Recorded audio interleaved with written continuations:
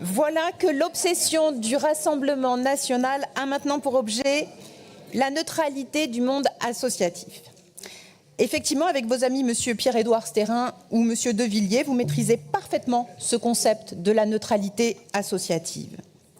Probablement porté par le fantasme de l'arbitrage discrétionnaire de la toute-puissance sur l'argent public, du droit de vie ou de mort sur les structures, vous manifestez ici, Madame Diaz, votre propension à mélanger les préoccupations d'intérêt public et d'intérêt privé, votre confusion entre neutralité et laïcité, mais surtout votre mépris pour les libertés associatives pourtant inscrites dans notre Constitution. Rien d'original cependant à revendiquer la stricte neutralité des associations, c'est un outil régulièrement brandi par les régimes illibéraux et autoritaires pour bâillonner les contre-pouvoirs démocratiques.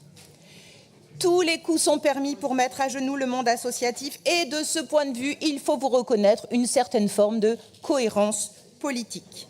Disparition des Césaires, procédure Bayon, stigmatisation des défenseurs des droits, déprogrammation de représentations théâtrales engagées, comme à Castres, on l'a dit tout à l'heure, où vos amis déprogramment une œuvre d'Alexis Michalik qui dessert votre idéologie.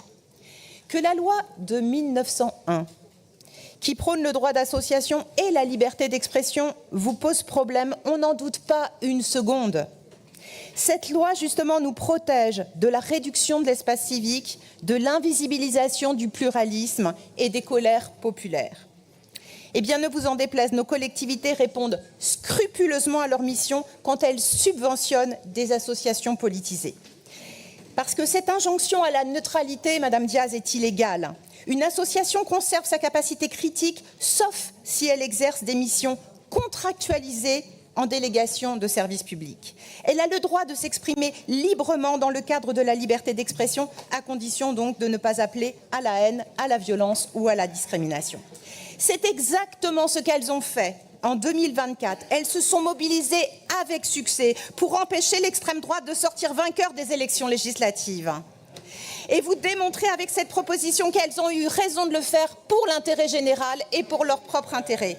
Nous les invitons à poursuivre cet engagement pour défendre les lois et les valeurs de la République, pour lutter contre les chantages à la subvention, l'autoritarisme. Et merci, car cette motion éclaire votre scénario dystopique d'un pouvoir qui bâillonne tout ce qui ne lui prête pas allégeance.